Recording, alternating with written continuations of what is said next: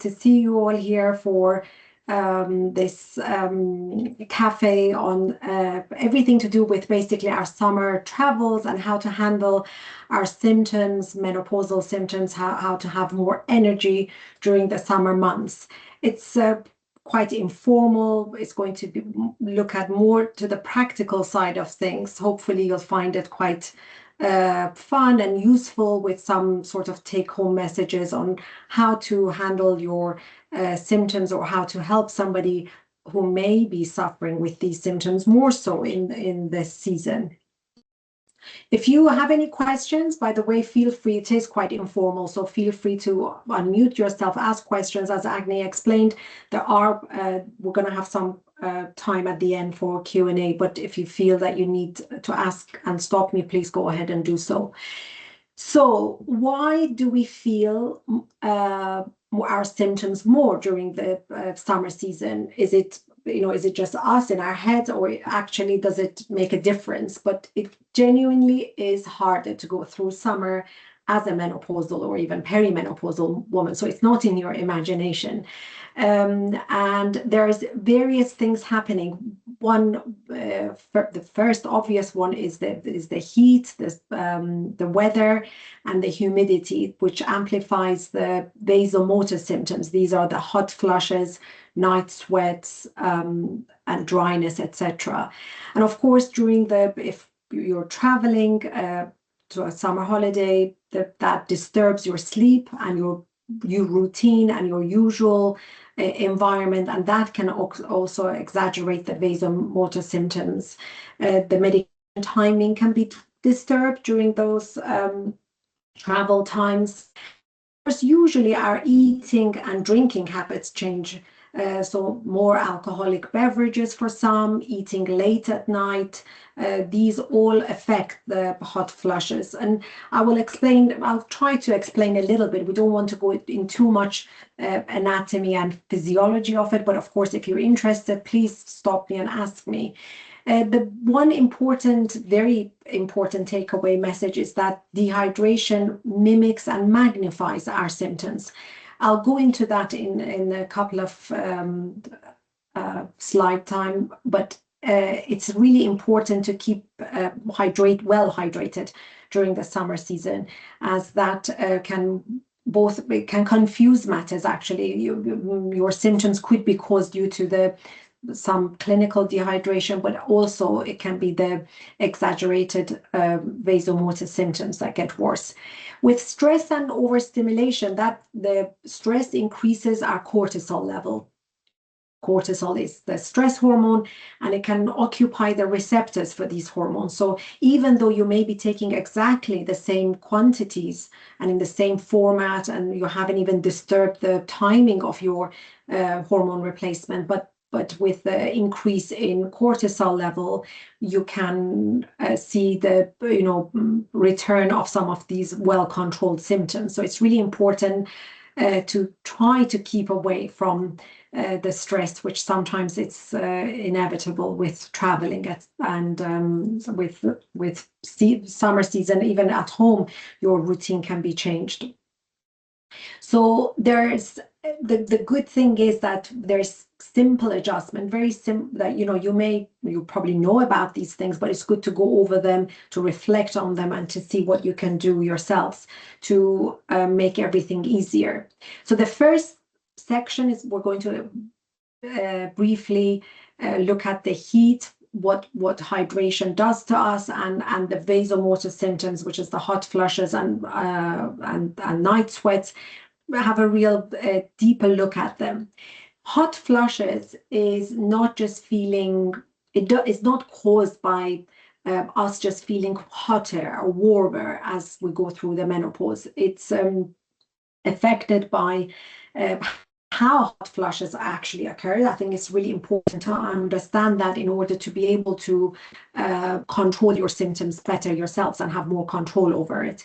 So hot flushes is not caused by your body just becoming hotter at menopause. They happen because the brain's thermostat becomes oversensitive, essentially. So there is a a section deep in the brain, hypothalamus, that is in charge of keeping our temperature control throughout our life.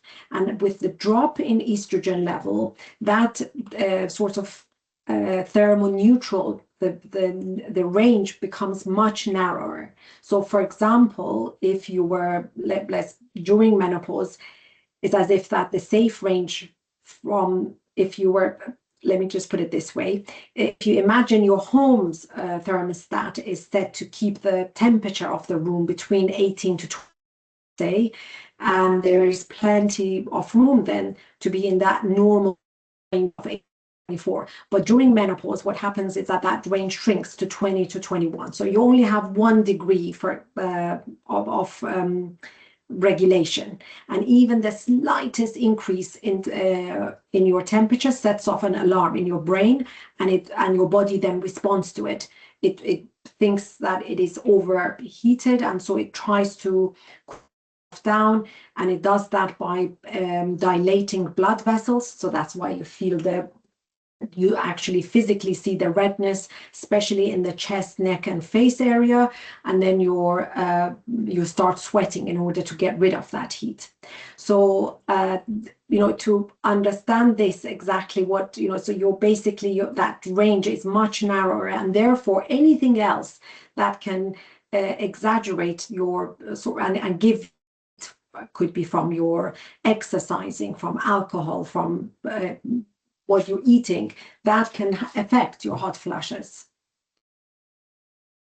How can we keep cool? There are various different things. Of course, for the people who are suffering with quite a lot or significant hot flushes and night sweats, the main and the definitive treatment is replacing the estrogen.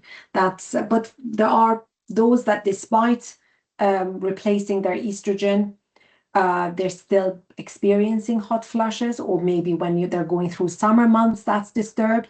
But even despite replacing the estrogen level, sometimes we can't see the absolute resolution of hot flushes and night sweat, because some of the side effects like breast tenderness or bloating and things like that, or even spot for those who've got that can also stop the increase in the estrogen level. But for those who can't take hormone replacement, or they choose not to take it, or perhaps they're on it but they're going through a bad batch and their symptoms have returned, there are many other cooling mechanisms that you can use to help. Some of them I've listed here, so from rechargeable handheld fans to cooling neck wraps, making sure that you have cool water to drink. There's facial mists that you can spray on yourself and carry it in your hand luggage. There's cooling pillowcases that are really helpful. There are, of course, cooling mattresses, but obviously that's more difficult to travel with. But things like cooling blankets and pillowcases, you can actually pack them during your vacation. And also using breathable and natural materials for your clothing, and keeping away from the synthetic stuff. There is also, I haven't put it there, but we have partnered with a very innovative and new sort of technology, which is like a wristband. I don't know whether you can see my screen here or not, but this is like a wristband. It looks a little bit like a Apple Watch, and you wear it on your wrist, and it can cool you down, and you can be in control of it overnight. You can set it to cool you every so many hours. So it gives you a 3-minute or 1-minute cooling mechanism to get rid of the night sweats and hot flushes. During the day as well, you can override that frequency of the cooling waves that you get, and it really works. And I think it's really helpful for those who have reached the maximum tolerable estrogen replacement, but they just want something to help them during travels or during summer months, or those who can't take HRT for medical reasons, or they choose not to take it, they prefer not to take any hormone replacement. This is another method that you can use. It's quite discreet. They've made it in numerous different colors. That is, I think it's quite stylish as well to wear, and it's less sort of evident that you've got some cooling. So the handheld or the neck wraps can, for some women, don't wish not to have those. And yeah, there are many supplements that you can, as you know, and some people can spend, a lot of money on these supplements. But I think, if you're just looking at hot flushes and night sweats, something that can be, whether it's a cooling pillowcase or one of these wristbands or a rechargeable fan, is much more cost effective, actually. Going to, talking about the hydration, it's really important that you have electrolytes in your water as well, because I think I'll come into that actually in a little while. I'll talk about that in a few slides time. But it's really important to add electrolytes to your water to keep the hydration for longer.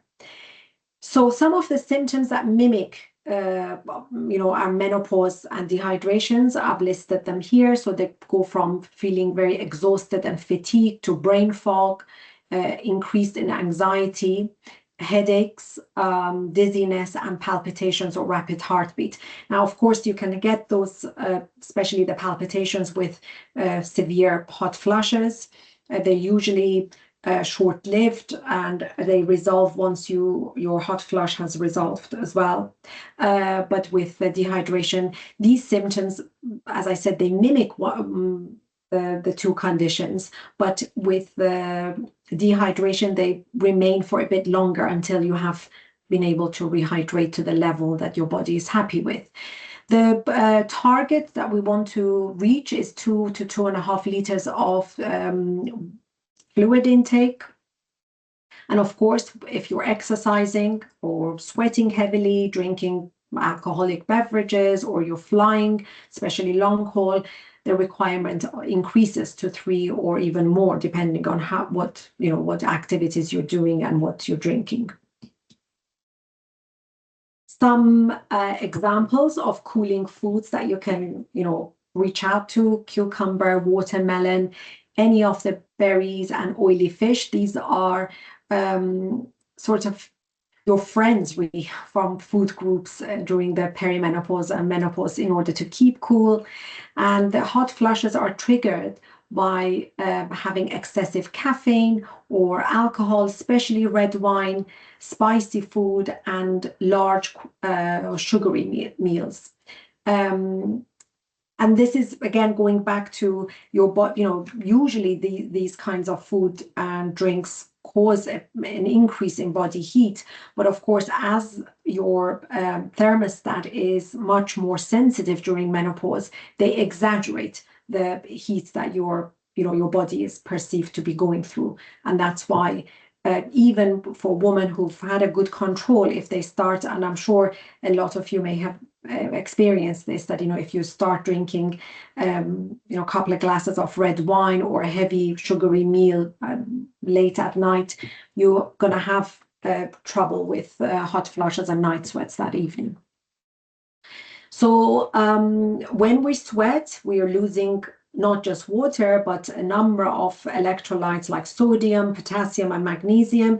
It's really important that we replace these as well as the water when to get rid of the symptoms of dehydration.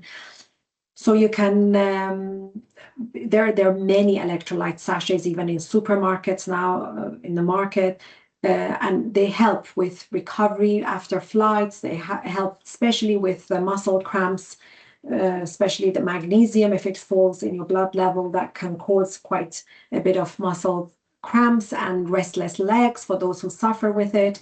Headaches and energy levels can also recover as you replace those. There is I've put the hack there with the frozen grapes, because I think it's a really nice cooling snack. You can have it by your, if you're going to the beach or by the swimming pool. You can add it to water, have it as snacks. and they help to chill your drinks without diluting them. So it's I think it's a good poolside or long journey that you're going on. It's good to have them. Now, looking at sleep, and I think a couple of questions have been sent about this, so maybe I can answer them during this presentation. But it's the most powerful thing you can do in your menopause journey is to make sure that your sleep is protected. And for majority of perimenopausal and menopausal women who have disturbed sleep, getting on top of that seems to be the sort of the beginning of the road to recovery and remaining on a good path in your journey. Now, we know perimenopause even disturbs our sleep, and the problem arises when you're not ovulating with every cycle. That's, women in their even late 30s, early 40s onwards, they have more and more anovulatory cycle. If you don't ovulate, you don't release the hormone progesterone, and progesterone is really important for maintenance of sleep. It works as an anti-inflammatory. It helps you with anxiety and being in charge of your mood. It's sort of it calms down the central nervous system. It works on our GABA receptors in our brain. So even for women who are perimenopausal, it's one of the most commonly experienced symptoms up in the middle of the night, even in the absence of any problems with night sweats and hot flushes. But of course, those who also have night sweats and hot flushes, they even have more trouble with falling asleep and maintaining their sleep. Anxiety and racing thoughts is a common symptom of menopause, and early waking. Now, if you add what's going on in our, travel, if you're changing travel zones, so the long haul, or if you're in an unfamiliar environment, you've had late evening meals and alcohol, and you've been exposed to more screen times during your flight, just going around, and of course, as we travel, inevitably our cortisol level is increased.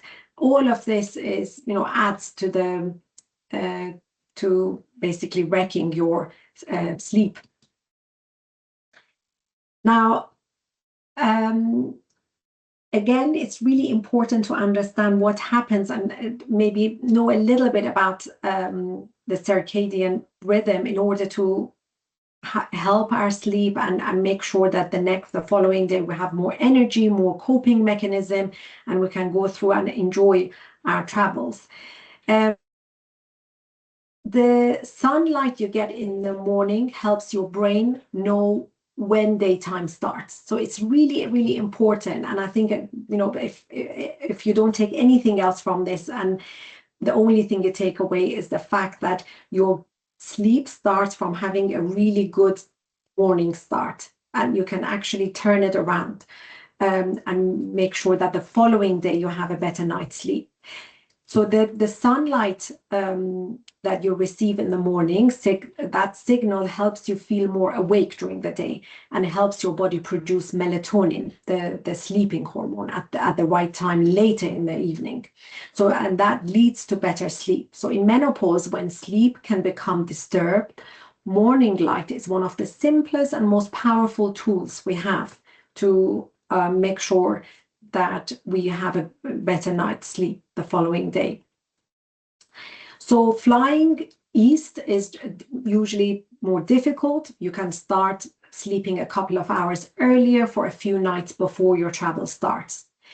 And you need there's different types of melatonin, short acting or long acting. So if you're flying east, you use short acting melatonin for the first few nights. And you try to get the morning light immediately after you've arrived. Traveling west, that's an easier direction to travel to, and you can stay up a few hours later for a few nights before your departure. You can get some evening light when you arrive at your destination, and you allow a later bedtime initially. So that's just a couple of little tips, if depending on which direction you're traveling to. And so there's evidence-based that if you keep your room cool between 16 to 19 degrees Celsius, that's will aid your sleep. So you can keep that in mind in your hotel rooms. Blackout blinds, of course, helps, but if not, you can make sure that you have a blackout eye mask, earplugs, and small handheld fan. Or just by your bedside, small fan that you can put there, and making sure that you've got water nearby and cooling towels should you need it in the middle of the night. Magnesium, there's various types of magnesium. And some of, the glycinate is not the only one, but it's one of the better ones for a good night's sleep. And many women find that it helps them with relaxation, with that restless leg for those who have it, cramps, as it removes the muscle tension. Some tonic waters also have a muscle relaxant element in them. Enjoy that if you like it, if you like drinking tonic water. Now turning to travel stress and gut health, two really important parts of making sure that we enjoy our travels and our summer holidays. So with stress, we have increase in cortisol level, which is secreted from your adrenals, the two little organs sitting on top of the kidneys.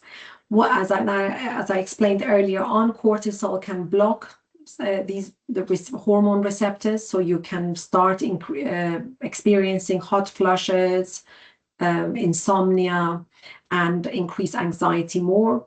It also, it's one of those fight or flight hormones, of course, and with that you have increased cravings for sugary and carb food, which can worsen your hot flushes and night sweats. So if you take a 5-minute, no 5-minute reset during your holiday, it really makes a world of difference. And that's making sure that you take 5 slow, deep breaths. Look around you and name 5 things that you can see. Literally, whatever it is around you. It doesn't have to be anything fancy. A pencil, a pen, carpet, bed, whatever. But take your time, slowly look around you and name those 5 items in your head.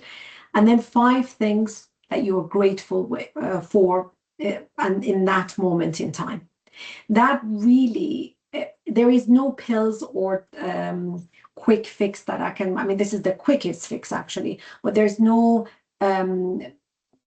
medication that you can take to reduce your cortisol level there and then. There are some herbal remedies called adaptogenic herbs that can help with cortisol levels. So our cortisol generally should start at high first thing in the morning, and it should follow a nice decline throughout the day until it's very low before your bedtime. But what happens when we're traveling is that, your cortisol, if you're usually spiking throughout your travel, and so therefore it's very difficult. It's not usually at that lower level in the evening where you've arrived.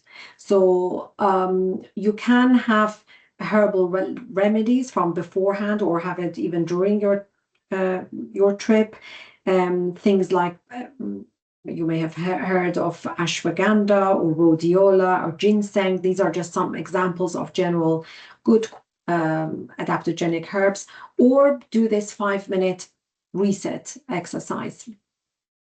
And our gut health, we know, is really important, both for making sure that we don't run into difficulties with basically side effects from hormone replacement, because our gut is important in eliminating hormone. And if you're suffering with constipation, or you haven't kept your usual routine, it's easy to then experience things like spotting or breast tenderness or bloating, and these are some of the tips that I have left there. Increasing your fiber, and of course with that you must increase your water intake. Fiber won't work if you haven't equally increased your water intake.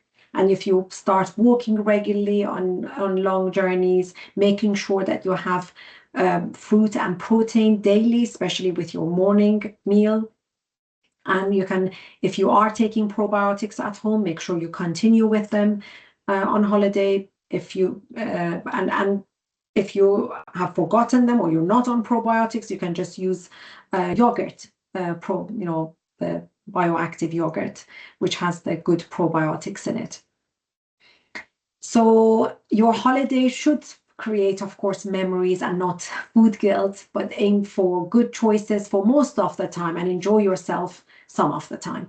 Menopause management is about consistency and really not about perfection, of course.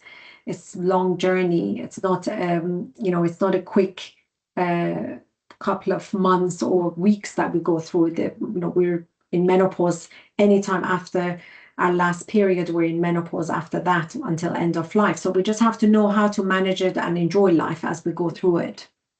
Now turning on to skincare and sun safety. Lots of practical sort of tips I hope you can get here. Estrogen, why we see the changes of aging in our face is because estrogen is crucial for maintaining our collagen and for keeping our hydration and elasticity of skin. So after menopause, the collagen declines significantly and you get drier, more sensitive and more and thinner skin generally. So some of the ingredients that is really good for your skin, and you probably have seen a lot of these ingredients in your everyday skincare routine products. That's hyaluronic acid, which attracts water molecules and keep your skin hydrated. Ceramides, again, another ingredient that makes sure moisture is kept in the skin. Vitamins, niacinamide, B3, that helps to make sure your skin looks calmer, brighter, and also healthier. So for those who have long-term skin conditions from even before their menopause, if they have irritated skin or inflammatory skin conditions, it's really good to make sure that you have this in your daily routine, skin routine. And retinol only for people who can tolerate it. This is vitamin A. And of course, if you're using retinol, that must be done at night, and you shouldn't go in direct sunlight with that because you can run into difficulty with a lot of skin irritation. So regarding the protection for skin, SPF 30 to 40, broad spectrum, and you need to apply that daily to your face, neck, chest, and hands. That's throughout the year, really, not just when you're on holiday. You can get UV damage year-round, even in cloudy conditions. And making sure that you have a rich moisturizer with some of these ingredients that I mentioned above, and making sure that at nighttime you have some hyaluronic acid serum that can attract and regenerate and recover your skin. And yeah, so if you're thinking about repairing, that's the peptides or retinol. But again, that needs to be done under if you're taking up a higher dose or sort of medical retinol, that needs to be done with specialist advice, especially for those who have sensitive skin. And then when we come to just some practical solutions for your medication and HRT planning, make sure that you have enough HRT. We frenzy around about July, August, with everybody figuring out that they're running out of or they don't have enough for their trips. You should really take an extra in case there's delays, in case there's any delays coming back home. For some destinations, you do need to have a doctor's letter. That's I have patients who go to some countries like in the Far East, in the Middle East, especially if they're taking testosterone in their hand luggage. They may, if they see it, they may ask you for a doctor's letter. And storing your HRT for travels. If your room is cool, you can, and it's not in direct sunlight, you can just store it as you do at home. But if you are in direct sunlight or the room temperature is much warmer than the usual, you can put it in the fridge. This is also with the compounding stuff, if you're taking lozenges, troches, things like that. And a number of times we've been asked about the change in color. For those who take lozenges, they're usually sort of off-white color, and in heat or in just open air, they can oxidize and become a bit yellow or light brown. That doesn't make them that doesn't deactivate the actual HRT. I know the color can change, but that doesn't mean that it's deactivated, just so that you know, so you don't worry about it. And I recommend always keeping your medication in your hand luggage, because I don't think the restriction of 100 mils applies anymore, but in any case, all of them are below that quantity anyway. With the timing of taking your HRT, you're not going to be doing, the take-home message basically is that you're not going to do any long-term damage, or any serious things don't happen if you take it a bit later, a bit earlier. But just so that you know, if you're on a gel, just take it, or on a spray, you can just take it whenever you remember to take it. It's better to take it even later, because it will prevent you having hot flushes the following day. With patches, obviously, hopefully you can just continue on your normal days of changing them twice a week. And progesterone, roughly the same interval that you've been doing. So depending on which way you're traveling or whether time zones are changing. And yeah, with the tablets, you're gradually shifting it by a couple of hours per day, just so that when you get back, you're on your normal routine as well. So with the long haul, of course, your risk increases with the risk of blood clot and long haul if you're sitting down for long periods of time. So making sure that you're walking around on a long haul flight, making sure that you're well hydrated. So just keep drinking water, especially and try to avoid drinking alcoholic beverages on a long haul flight. Walk regularly, and of course you can use compression stockings. Now this is for women who are taking oral HRT, that they may be at a slightly higher risk of developing blood clots. So if you're taking your HRT via your skin, so transdermal, you're not in that category. But in any case, you should be walking around and drinking lots of water, regardless of what the type of HRT that you're on. So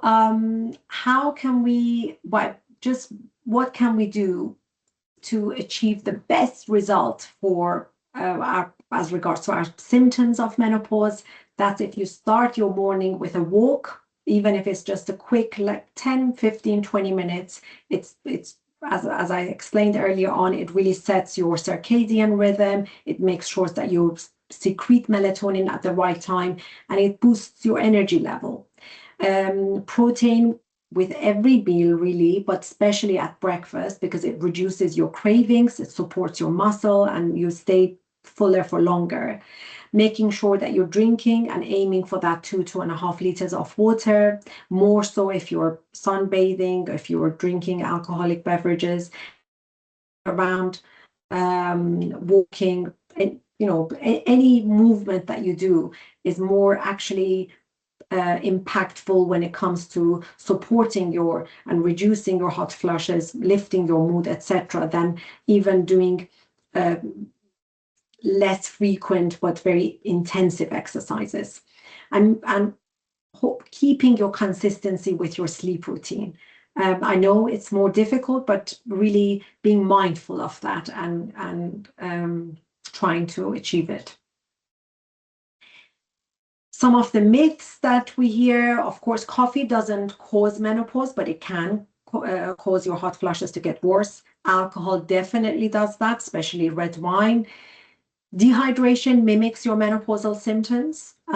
So, don't jump at increasing your HRT immediately. If some of these, just pay attention, think about it. If you think that you could have suffered with some dehydration, try to rehydrate, especially with water and electrolytes, and see if your symptoms recover before you start increasing your HRT. And good sleep starts in the morning and not actually at night. So if you get your morning right, if you get your exercise and movement right, I promise you can sleep better at night. And of course, you should be enjoying your holiday. That's a no-brainer. So the key take-home message is that make sure you have your survival kit. Just put, you can put a small kit together with whether it's a fan or this wristband or some cooling. If you have a cooling pillowcase, just make sure it's all packed and ready to go. A couple of sachets of electrolytes at hand. Stay hydrated, protect your sleep, make sure your room is cool, and make sure that you've started the morning with sunlight. Even if it's a cloudy day, still go outside and take that 10-15 minute walk. And make sure that you're supporting your gut by having fiber and water and movement. They're the three equally as important as one another when it comes to getting rid of any sort of bloating, constipation, etc. Probiotics or bioactive yogurt, if you don't have access to probiotics. Protect your skin with a high SPF, or you're taking hyaluronic acid and some of the other ingredients that we talked about to keep your skin plumper and just looking your best. And plan your HRT. Make sure that you have enough supply. We often send you reminders just at the start of the summer, just to make sure that you have enough supply. Keep it in your hand luggage in case your suitcase goes missing. Make sure that you have your doctor's letter so that they don't get rid of your, the controlled medication. That may be DHEA for those who are taking it, or testosterone. And yeah, if we were here, and you can contact us, that, if you have any questions. I think we've reached the